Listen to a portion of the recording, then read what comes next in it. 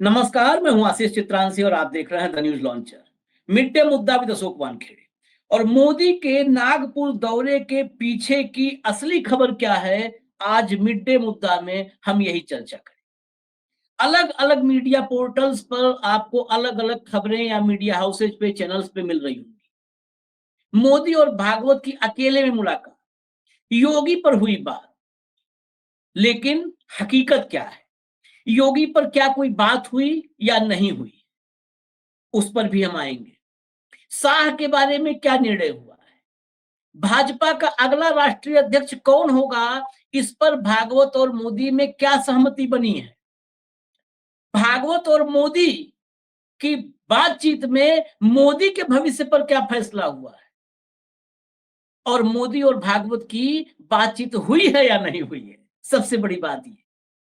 इन सब पर आज हम चर्चा करेंगे, लेकिन उसके साथ एक और महत्वपूर्ण बात, जो तथ्यों के साथ और तारीखों के साथ, मतलब वहां पर तारीखें गवाह होंगी, उस पर भी चर्चा करेंगे कि क्या मोदी का ये दौरा मोदी की विदाई का मुहूर्त निकालने के लिए था।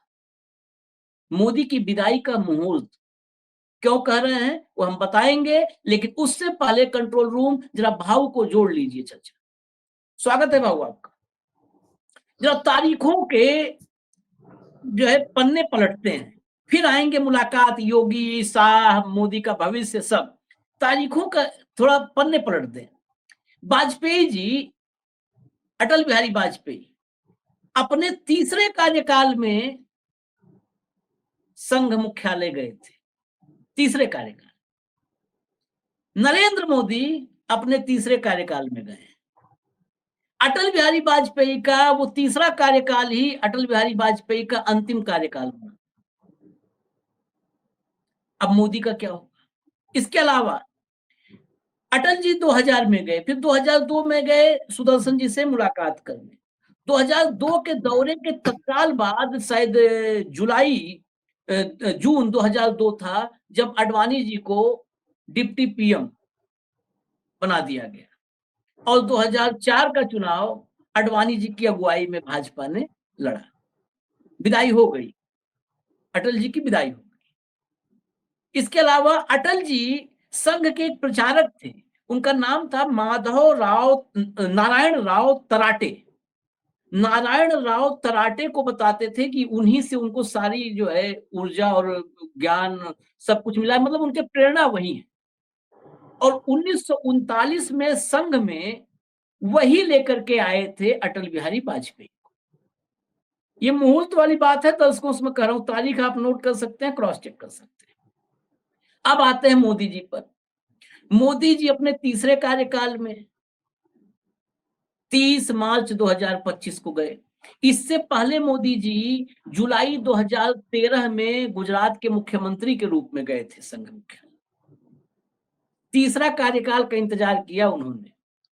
देखिए, इसीलिए कहते हैं कि कोई अविनाशी हो उसके हाथ में कुछ नहीं होता है, अगर ग्रह नक्षत्रों पर यकीन है तो वही सब कुछ करवाता है। गए तीसरे कार्यकाल में। उसके बाद इन्होंने जो अपना एक नाम लिया है, यहां तक कि किताब लिखी है मोदी जी ने, उसमें भी लिखा है मधुकर भागवत, एक नाम कोट किया है। मधुकर भागवत मोहन भागवत के पिताजी का नाम। मधुकर भागवत को मोदी जी ने बताया है कि ये मेरे प्रेरणा स्रोत यही है। तो उनके प्रेरणा स्रोत तराटे साहब थे, इनके मधुकर भागवत थे। वो तीसरे टर्म में गए थे, ये तीसरे टर्म में गए। यानी इतना तो अगर यहां पर अगर लगा दे रहे हैं कि अगर ग्रह नक्षत्रों में विश्वास है किसी को, तो इतना तो मान लीजिए कि मुहूर्त निकल चुका है, अब फाइनल हो गया। इतने कोइंसिडेंस एक साथ नहीं होते हैं। अब वही आते वही हैं अगले इसी इसी मुहूर्त के साथ आते हैं सवाल पर। और पहला सवाल, मोदी और भागवत की मुलाकात हुई नहीं हुई, इसलिए मैं पहला कह रहे हैं। लोग कहेंगे कि पहले सवाल में सब सवालों के उत्तर मिल जाएंगे, नहीं। मोदी की मुलाकात हुई नहीं हुई, कैसे गए, क्यों गए, और जाने के पीछे क्या पृष्ठभूमि थी, हकीकत क्या है? देखिए आशीष, सबसे पहले मैं एक बात कहना चाहता हूँ। जब से अध्यक्ष कौन बनेगा इसके ऊपर चर्चाएं हो रही, तब से सोशल मीडिया में जो अंधभक्त है, जो ये सोचते हैं कि मोदी जी सीधे नॉन बायोलॉजिकल है और ऊपर से ही पैदा हुए हैं, अविनाशी है, साक्षात शिव का अवतार है, और किसी ने तो छत्रपति शिवाजी महाराज की भी अवतार बता दिया उनको। तो ऐसे जो अंधभक्त है, वो उनकी एक सोशल मीडिया में मराठी में पोस्ट मैंने पढ़ी, जिसमें लिखा गया है कि ये यूट्यूबर जो है अशोक वानखड़े जैसे, इनके पास कोई खबरें नहीं होती तो जबरन चलाते हैं, और संघ का कोई लेना देना नहीं बीजेपी का। संघ मातृ स्थिति, मातृ पार्टी, मतलब मातृ संस्थान है, लेकिन राजनीति से संघ का कोई लेना देना नहीं। और कभी चुनाव के मंच पे संघ के लोग नहीं रहते, कभी प्रचार के मंच पे आपने किसी संघ के आदमी को देखा क्या? बहुत उन्होंने बात कही। वो सारी मिर्ची इसलिए लग रही थी उनको क्योंकि हमने संघ और बीजेपी के बीच में जो तफावत है उसके बारे में बात की। अब वो सज्जन इस बात का जवाब नहीं देंगे कि नड्डा जी कैसा बोल गए कि हमें संघ की जरूरत नहीं। हाँ। संघ के संघ चालक कैसी नसीहत देते लोगों को कि आप हर मस्जिद में मंदिर मत ढूंढिए। वो कैसी नसीहत देते हैं कि सबको साथ में लेके चलना होगा, आप अकेले भरोसे नहीं चल सकते। 2024 के चुनाव के नतीजों के बाद सर्व संघ चालक की जो टिप्पणियां थी, वो कहीं ना कहीं अपने उस बिगड़ेल बच्चे के कान पकड़ के दी हुई उसको कुछ आज्ञा थी, कुछ ज्ञान था। मूलतः संघ अपने आप को सांस्कृतिक संगठन समझता है और भाजपा ये राजनीतिक संगठन है, लेकिन वहां जो सबसे बड़ा पद होता है, जो जनरल सेक्रेटरी ऑर्गेनाइजेशन या महामंत्री संगठन, वो हमेशा बीजेपी से डेपुटेशन पे जाते हैं। संजय जोशी भी ऐसे डेपुटेशन पे गए, वर्तमान में जो है वो भी डेपुटेशन पे गए, और यहां से निकलने के बाद वो संघ वापस जाते हैं। तो संघ और भाजपा का आप कितना भी कहे, ये मूर्खतापूर्ण बात है कि बाकी लोगों को मूर्ख कहना। रही बात अध्यक्ष पद की, यदि अध्यक्ष पद में कोई प्रॉब्लम होती ही नहीं तो अभी तक तो एक अमेंडमेंट और होके नड्डा जी को 5 साल और मिल जाते, 3 साल और मिल जाते। नहीं होती तो नड्डा जी की जगह अभी तक जो भी इनको जो नाम अच्छे लगते वो भी हो जाता। कौन रोकता इनको? क्यों नहीं हो रहा है अध्यक्ष? अब तो पीपल्स रिप्रेजेंटेटिव एक्ट का भी वायलेशन होने लगा है। वो कानून भी टूट रहा है एक्सटेंशन दे देके। क्या विश्व की सबसे बड़ी पार्टी के पास एक ऐसा उम्मीदवार नहीं जो अध्यक्ष बन पाए? बोला जाता है कि पूरे राज्यों में चुनाव नहीं हुए, तो क्यों नहीं हुए चुनाव राज्यों में? पूरे देश में वन नेशन वन इलेक्शन के लिए आप इतना सोच सकते हो, अपने पार्टी के चुनाव नहीं करवा सकते हो? ये सब इसलिए है क्योंकि जब हम बोलते हैं तो कहीं ना कहीं मिर्ची लगती है। अब सवाल ये है कि अध्यक्ष पद के लिए तनातनी चली। दूसरी बात हमने कहा था कि 75 साल का डेडलाइन संघ ने बताया है। ये डेडलाइन कोई संविधान नहीं है बीजेपी, लेकिन इसी 75 साल के नाम पे आपने कई लोगों को घर बिठाया, आडवाणी जी को भी घर बिठाया।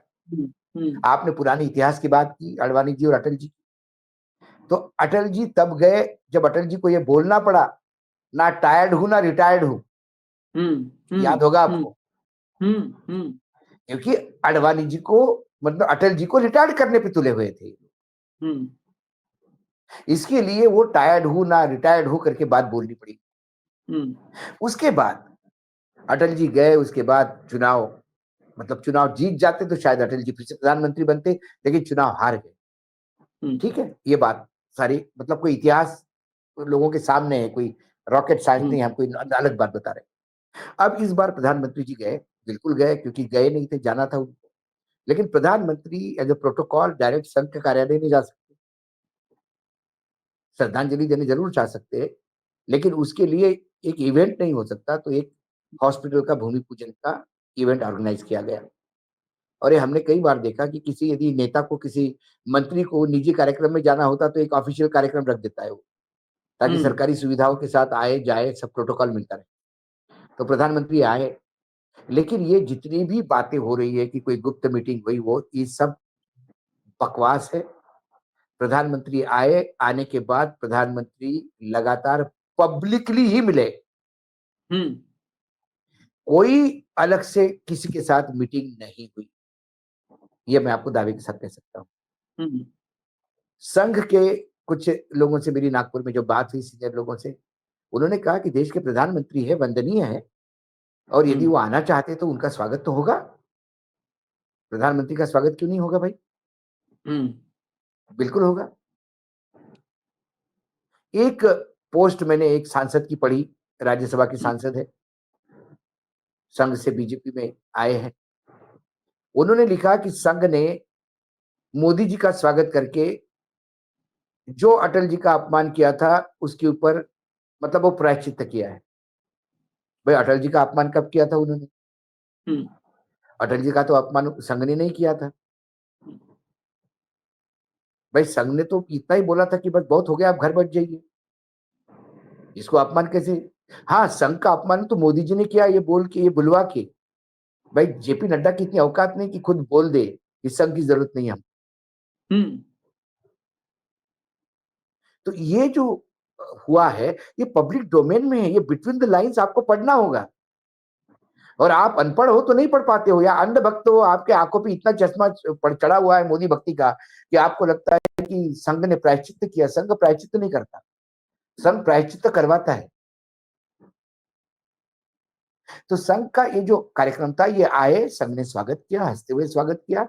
वो आए, श्रद्धांजलि दी, वो अम्बेडकर के वहां पे भी श्रद्धांजलि देने चले गए, दीक्षा भूमि पर, वहां पर भी चले गए और वापस आ गए। ऐसी कोई बंद कमरे में बात नहीं। फिर उन्होंने कहा कि संघ की बातें, मतलब वो पोस्ट में लिखा था कि संघ की बातें बहुत कॉन्फिडेंशियल हो जाती है, इनको कैसी पता पड़ती है? अरे जब संघ के गले में बात आ गई तो संघ भी यूज करेगा 10 जगह, 10 मीडिया का यूज करेगा। क्योंकि संघ की स्थिति इतनी इतनी बुरी कभी नहीं थी जितनी आज है। संघ को, संघ से नाराजगी हो सकती है, लेकिन संघ को डिसोन कभी तक नहीं किया था बीजेपी कि हमको जरूरत नहीं थी। संघ को 100 साल के कार्यकाल में यह भी देखना पड़ा कि अपना ही बच्चा आप कहते कि माँ बाप की जरूरत नहीं हमको, बहुत हो गया आप। तो कुल मिलाकर जो बातें होती है, संघ में एक सत्ता संघर्ष है। संघ को ये समझ में आ गया कि संगठन भी हाथ से चला गया है और सब कुछ हाथ में चला गया। संघ यदि कल्चरल ऑर्गेनाइजेशन है तो एजुकेशन ये संघ का काम नहीं है, वनवासी भी संघ का काम नहीं है, लेकिन कंट्रोल तो होता है ना। जब औरंगजेब की कब्र खुदवाने के लिए सारे तथाकथित उग्र हिंदू वाले उठ के खड़े हो गए थे कि उनको एकदम संभाजी महाराज के प्रति प्रेम उमड़ा गया था, इतने दिनों तो भूल गए थे वो। संघ ने एक स्पोक्स पर्सन ने एक बात कही कि ये कोई औचित्य नहीं है अभी औरंगजेब की कब्र की बात करने। सब चुप हो गए महाराष्ट्र में, सबके मुंह पे टेप लग गया।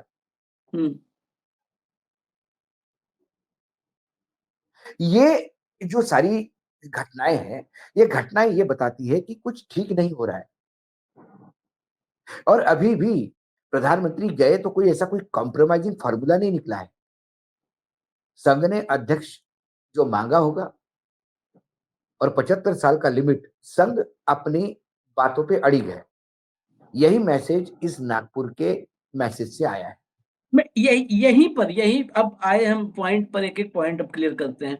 अध्यक्ष, राष्ट्रीय अध्यक्ष पर यह कहा जा रहा है कि मोदी जी आम सहमति बनाने संघ के साथ सहमति बनाने गए थे, लेकिन संघ जो इतिहास गवाह है, संघ ये मोदी एरा पहली बार है, मोदी युग, जिसमें जेपी नड्डा, मुझे लगता है पूरे भाजपा के इतिहास में इकलौते ऐसे राष्ट्रीय अध्यक्ष हैं जो संघ की च्वाइस के नहीं थे। हो सकता है उस समय संघ को भी ना ये लगा हो कि जेपी नड्डा इस तरीके से मोदी और शाह के लिए के पीछे खड़े होंगे या छिपेंगे, तो हामी भी भर दी हो। लेकिन नड्डा वाले केस के बाद, मतलब नड्डा का अनुभव लेने के बाद, संघ क्या तैयार होगा?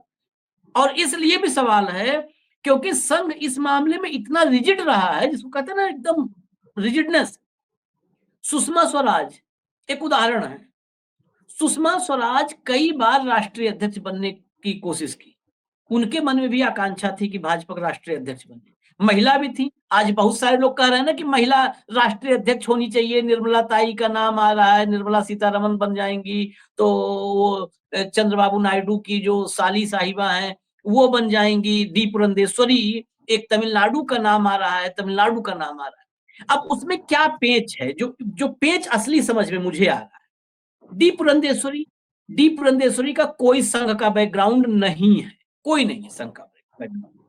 साउथ में तमिलनाडु से जो आ रही है उनका हो सकता है, लेकिन अभी तक जो मैं जितना उनके अतीत में जा पाया, समझ पाया, संघ का बैकग्राउंड नहीं है, नहीं है। सुषमा स्वराज क्यों नहीं बन पाई बीजेपी का राष्ट्रीय अध्यक्ष? सुषमा स्वराज संघ के बैकग्राउंड से नहीं आती थी, सुषमा स्वराज सोशलिस्ट बैकग्राउंड की थी। सुषमा स्वराज, बहुत लोग जानते हैं, कट्टर भाजपाई थी, भाजपाई बहुत, मतलब जो लंबा इतिहास उनका भाजपा में है, बहुत अतुलनीय योगदान है, लेकिन सुषमा स्वराज सोशलिस्ट थी, समाजवादी थी। सुषमा स्वराज देवीलाल की शिष्या थी। तो जो है ये जो है, अगर आज भी कोई कहे कि मुझे लगता है नड्डा तो फिर भी बैकग्राउंड से थे, एबीवीपी अखिल भारतीय विद्यार्थी परिषद के बैकग्राउंड से थे, लेकिन भाऊ ये जो नॉन बैकग्राउंड वाले हैं, संघ तो कतई नहीं तैयार होगा। देखिए आशीष जी, दो बातें क्लियर है। इस देश में बीजेपी के होते हुए, मतलब बीजेपी सरकार में यदि है, तो प्रधानमंत्री और भारतीय जनता पार्टी का राष्ट्रीय अध्यक्ष ये स्वयं सेवक ही बनेगा, ये बात तय है। जो संघ से शाखा से आएगा उसी को, दैट इज बेसिक क्वालिफिकेशन है, बेसिक क्वालिफिकेशन। यही क्वालिफिकेशन बार बार आड़े हाथ आएगा योगी आदित्यनाथ। योगी आदित्यनाथ संघ समर्थित है, लेकिन संघ के नहीं है। योगी आदित्यनाथ के जो गुरु के गुरु थे वो विश्व हिंदू परिषद, वो अपने हिंदू महासभा के लोग हैं। ये हिंदू महासभा वाले लोग हैं, और हिंदू महासभा और संघ का कभी नहीं पटा है। ये बहुत सारी चीजें हैं सामने है। तो संघ के पास कमी नहीं है लोगों की।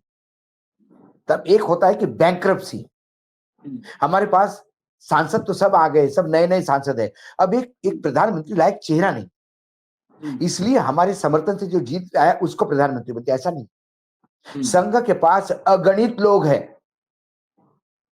इसी 230 में 200 लोग ऐसे हैं कि जो अध्यक्ष भी बन सकते हैं, जो प्रधानमंत्री भी बन सकते हैं, जो संघ के बैकग्राउंड से आए हैं, खालिद शाखा से आए हैं।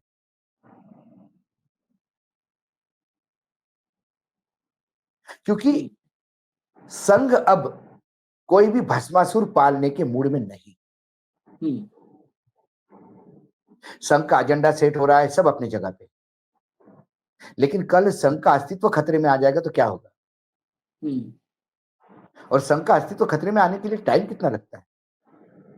ऑलरेडी है खतरे में। हाँ, मैं बता रहा हूं ना, यदि आपके पास 370 या 400 सीटें आ जाती और कल ईडी की रेड हो जाती संघ पे, क्या करते संघ? 3-4 लोग अंदर हो जाते, इस्तीफे के फिर निगोशिएशन होता कि आप इस्तीफा दे दो। एक हमारे ठक्कर है गुजरात के, वो नए संघ चालक होंगे। और मोदी जी कहते कि हम सफाई कर रहे हैं, संघ की सफाई, ये भी जरूरी है, 100 साल में करप्ट हो गया संघ। हाँ, और वो बोलते जरूरी है कि ब्राह्मण उच्च वर्णीय संघ में हो, ओबीसी चाहिए संघ में भी, लोग भी तालियां बजाते। तो ये स्थिति क्यों आए, और ये स्थिति का आकलन हम क्यों कर रहे हैं? किसी भी जगह का पहले इतिहास, किसी भी व्यक्ति का इतिहास देख के फिर उसका आकलन हो सकता है कि फ्यूचर में क्या करता है। भाई, एक क्रिकेटर जब खेलने जाता है तो उसकी पुरानी मैचेस का रिकॉर्ड ही बताता है कि वो कैसा खेलेगा, किस बॉलर से, स्पिनर से खेल सकता है कि फास्ट बॉलर से खेल सकता है। 2014 से जो चल रहा है इस देश में, जैसी जैसी आपकी ताकत बढ़ेगी वैसा वैसा आपका एग्रेशन बढ़ता है। तो ये हर जगह होता है, हर नेता के साथ होता है। इंदिरा जी के पास जब असीम ताकत थी तो फिर इंदिरा जी ने आपातकाल ही लगा दिया था, क्योंकि आपको लगता है कि अब आप सर्वश्रेष्ठ है। और साहब को तो पिछले चुनाव के पहले ही लगने लगा था कि वो अविनाशी है, डायरेक्ट ऊपर से आए हैं, बहुत सारी क्वालिटीज है उनमें। चुनाव तो कुल मिलाकर चुनाव के बाद चुनाव के फिर बाद मानो नहीं मानो नहीं, चुनाव के बाद तुरंत मानव करवा दिया लोगों ने, बता दिया कि ये भाई या अविनाशी कोई नहीं है, या जो भगवान अवतार लेके आए उनका भी विनाश हुआ है। विनाश है, उनका भी वापसी हुई है, फिर चाहे जल समाधि लेके हो या किसी के बाण पैर में लगने से हो। तो ये सारी तमाम बातें संघ भी जानता है। आपको क्या लगता है, संघ के सारे लोग बैठे हुए इतने ऐसे है कि प्रधानमंत्री ने जाके हाथ जोड़ लिए और नमस्ते कर दिया और संघ बढ़िया है बोल गया तो उसमें बह जाएंगे? संघ ने भुगता भी है ना, संघ अपमानित भी हुआ है बार बार,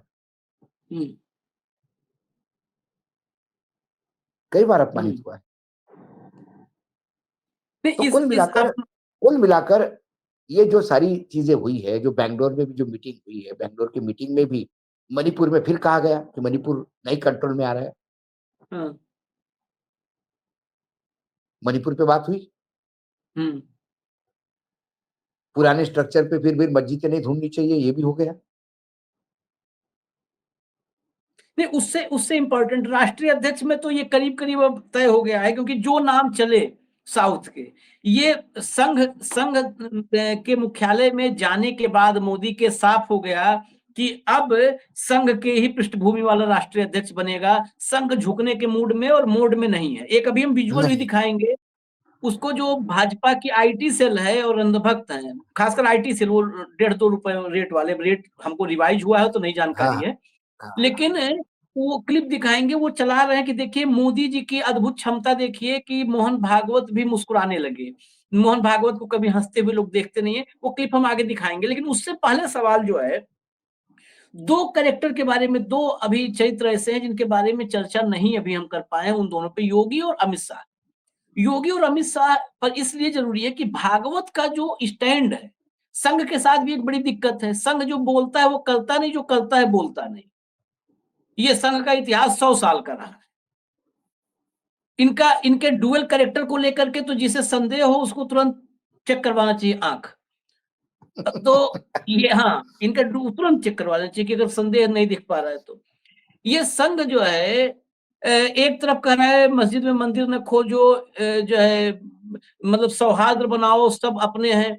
आज ईद है, मैं ईद पे इसकी चर्चा कर दे रहा हूं। ईद है, योगी आदित्यनाथ के उत्तर प्रदेश में इसे आतंक कहेंगे, आतंक। और योगी से 10% ज्यादा, ये सुनने वाले बता दे रहा हूं पहले से, भगवा पहना हूं ना हूं, उनसे 10% ज्यादा सनातनी पहले गिन लेना, मुझे पहले गिन लेना।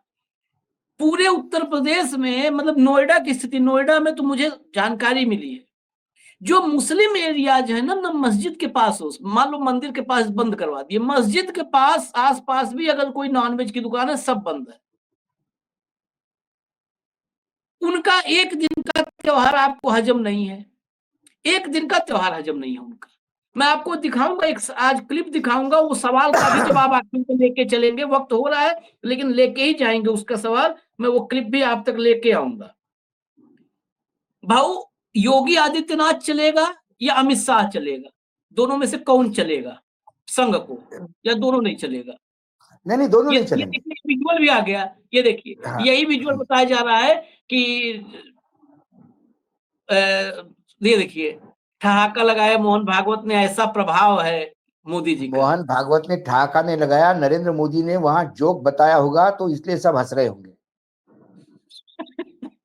हाँ, अब पीछे से एंट्री अब हो गई है देवेंद्र फडणवीस की, उनको जोक सुनाई नहीं आया तो वो सिर्फ स्माइल दे रहे हैं।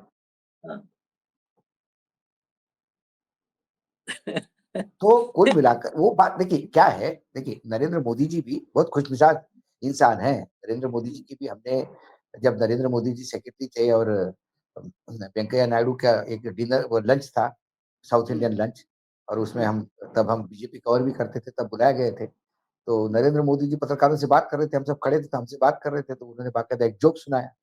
उन्होंने कहा कि भाई एक साउथ इंडियन आदमी आया, कर्नाटक का, उसने कहा कि तुम हिंदी लिखते हो तो ऊपर डंडा क्यों मारते हो?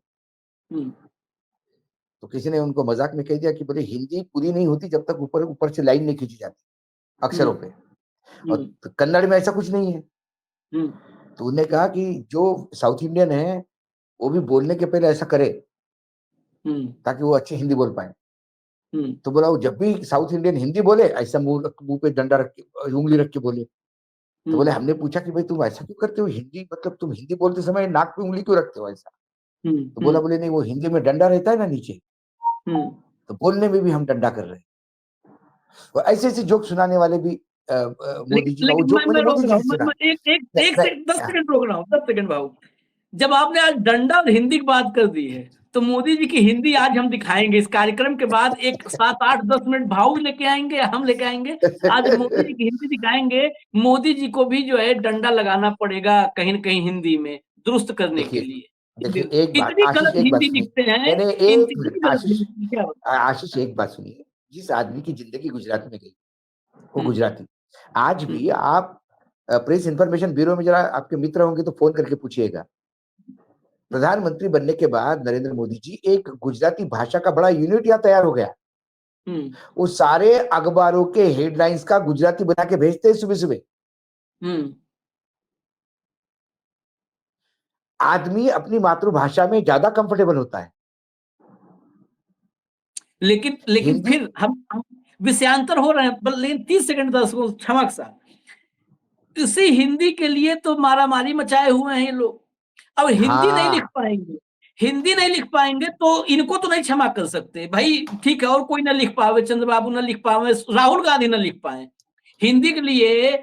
स्टालिन और तमिलनाडु केरला तक कौन बवाल मचाया है? यही अमित शाह और मोदी। इनकी हिंदी जो कल इन्होंने संघ के मुख्यालय में लिखा है, वो पन्ना हम लेकर आएंगे, अभी आपको जरा दिखाएंगे अगले हाँ, कार्यक्रम में।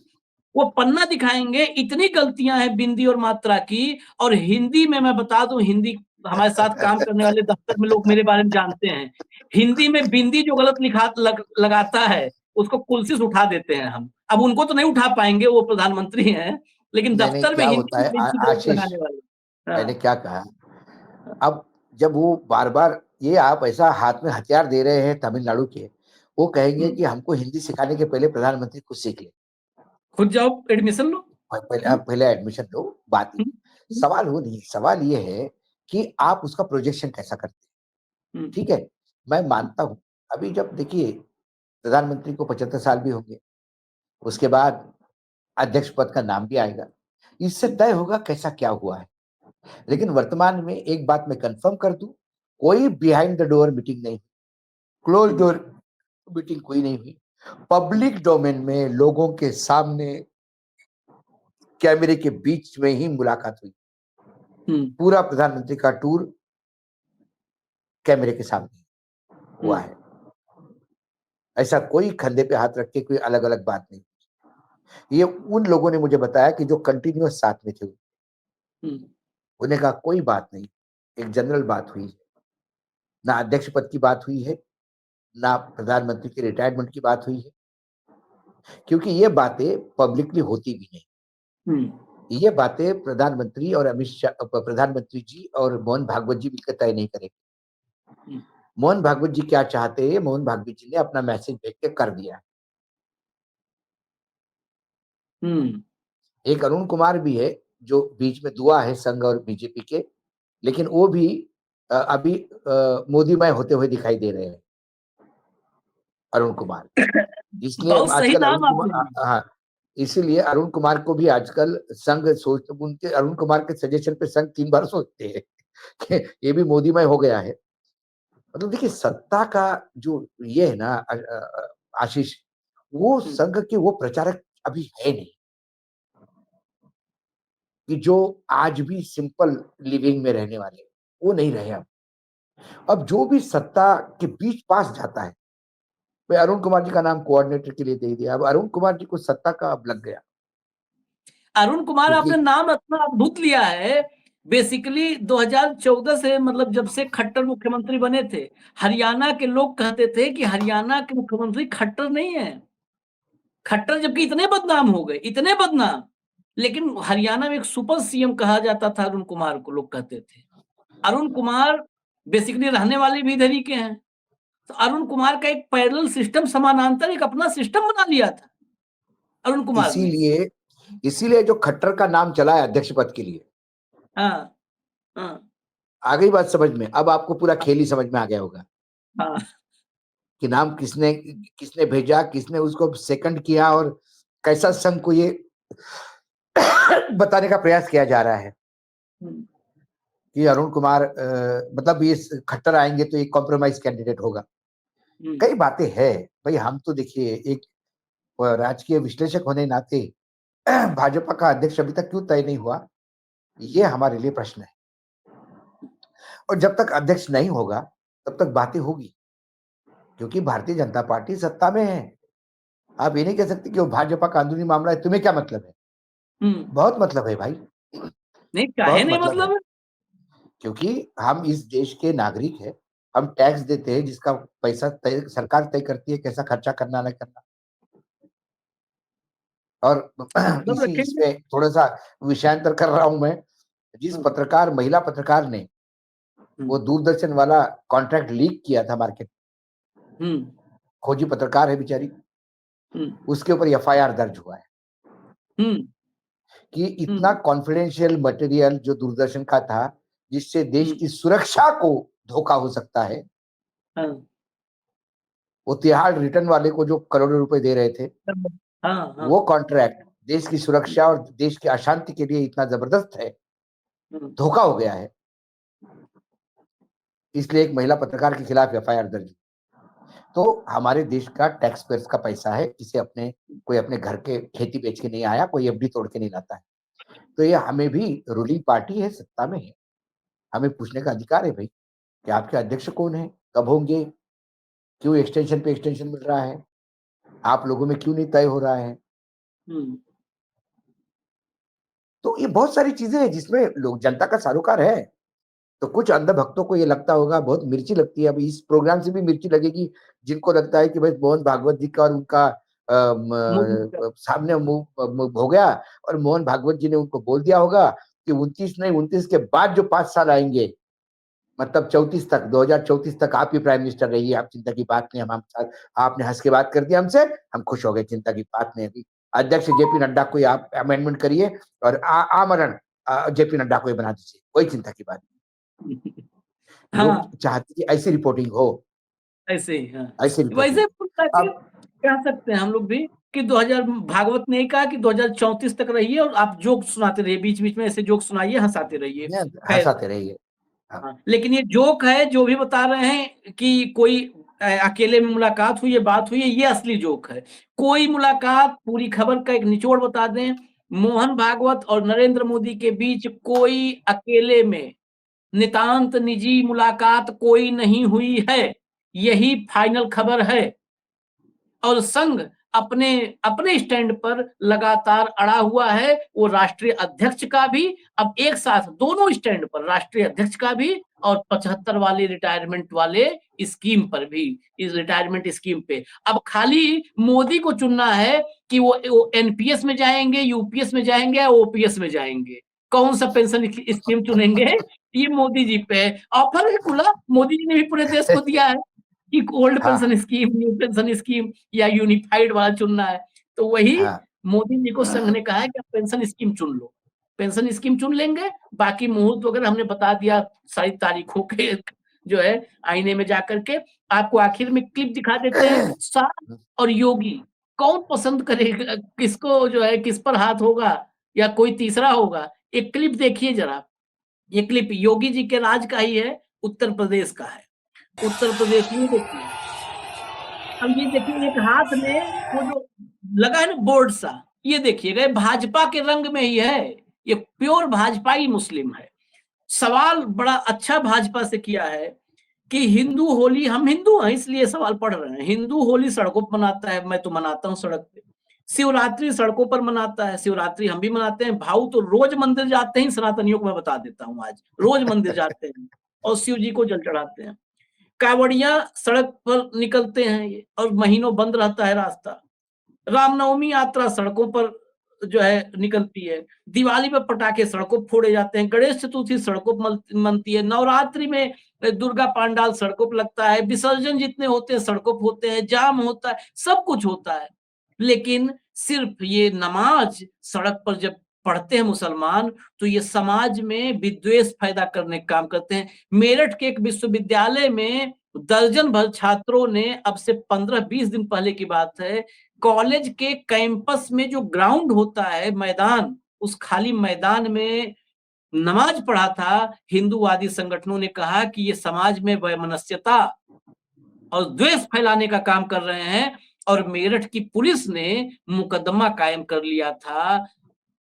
अब अगर ऐसे मुकदमा होने लगे तो क्या होगा?